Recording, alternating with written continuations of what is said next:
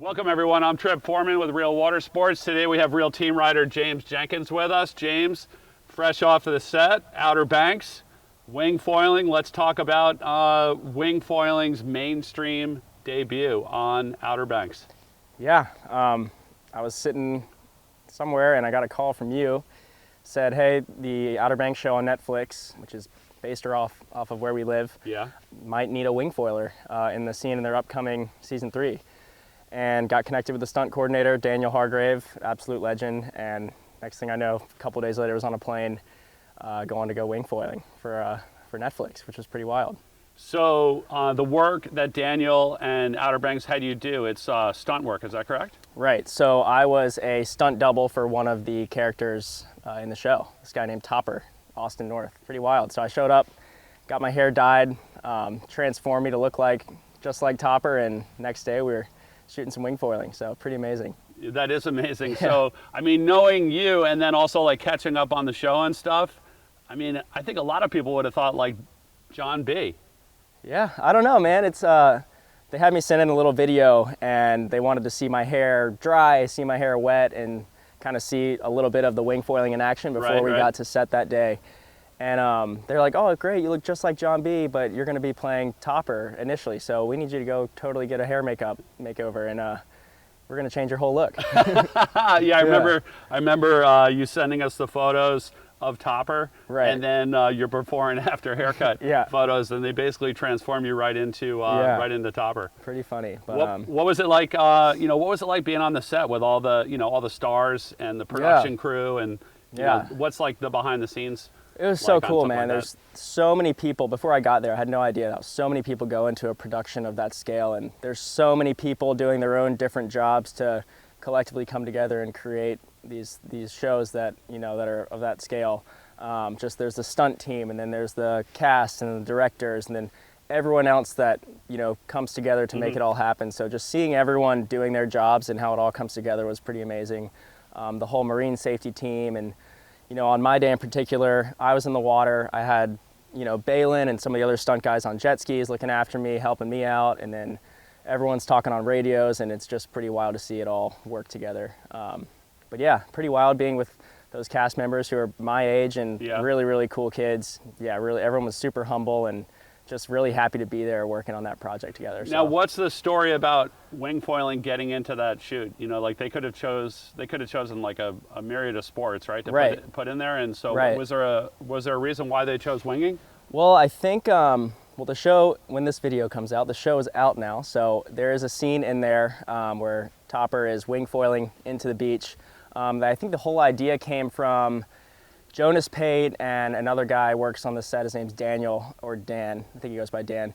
Anyway, he is a wing foiler, and I think Jonas, initially this was going to be maybe a stand-up paddle scene where Topper stand-ups into the scene, and then Dan Novotny and Jonas Pate were like, oh, let's do wing foiling. That's that new sport that's kind of coming around nowadays, and it's cool and it's fresh and modern. Let's put that in there. So I think the idea transformed into wing foiling for this particular scene, and then they needed equipment. I think that's how they initially reached out to Reel. Yep. Is that right? Yeah, that's correct, yeah. And then with equipment, they needed someone to ride. So perfect. It all worked out. I mean, that's a great choice on their part, to go from, to ditch stand-up. When you think about stand-up paddleboarding, you think about 2005, Club Med. Right. Like somebody grabbing the paddle completely wrong. Right. And transforming it into like what's going on, in today's water sports scene, which is winging. Let's talk about winging a little bit.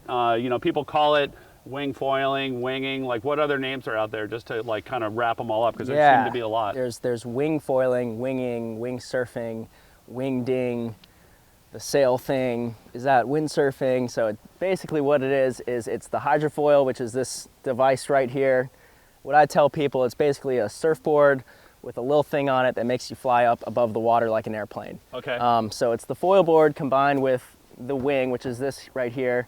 It's got an inflatable bladder on it, which gives it its structure, kind of like the mast and boom on a sailboat. Yeah. So basically you're using the wing here as your propulsion, just like a sail, and that powers you to get up onto the hydrofoil and cruise. So. And what are we looking at here? So this is your wing foil board. Right. Yeah. So how long is this board? Like, just give us some like rough dimensions on this board's thing. about 4 foot 8 inches. This right here is called the mast. It is 795 millimeters, so about 79 centimeters. Okay. This is the actual board that I used in the show, the actual board that Topper is carrying in the show, which is pretty cool. Yeah, so you slide your feet into the straps here. You start hand pumping this thing right here, and the wind pulls you up right out of the water, and you start cruising along back and forth. And so, like, now if you're going to like travel with something like this, does this all break down? Yeah, so it all comes apart. So this part right here unbolts from the board. Every piece to it here comes apart, and it packs up into a nice little carry case. So super easy to travel with. Like trunk of your car size. Easy, 100%. Yeah, small car. Smallest car you have, it'll fit in there. So it all comes apart. And this thing, because it's inflatable, you can deflate it, packs up into a little tiny bag. So really easy to travel with, and this sport is just so much fun. Let's take a look at the wing really quick while we have it out here. Yeah, totally. So on this side, you've got all these cool handles which you hold on to. So when you're getting started, you kind of grab right here and you grab right here, and you expose it to the wind.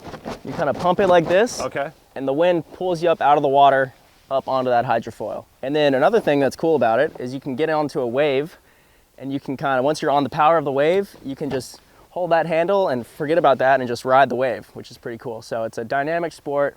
It's a lot of fun. Yeah, and I think it's becoming more and more popular. So it's really cool that the Netflix Outer Banks crew wanted to incorporate it into the next season. So I think for the pessimists out there, the next question is going to be, what happens when you fall? Does all this stuff just sort of sink to the bottom of the ocean? No, it all floats. You've got this nice snazzy waist leash right here. So this clicks right in. You've got a leash on your board if you want it.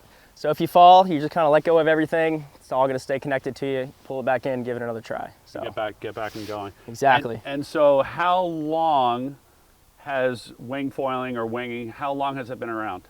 It's a relatively new sport. It's been around for a couple years, and it's growing really fast because people are seeing how much fun it is. So I think when people see the show and see how cool it looks when Topper's coming into this beach, having a blast, I think a lot of people are going to want to do it. And I don't blame them, because it's one of my favorite sports to do right now. And I mean, you're an extreme athlete, right? Like, you're wing foiling, you're surfing, you're tow surfing, kiteboarding.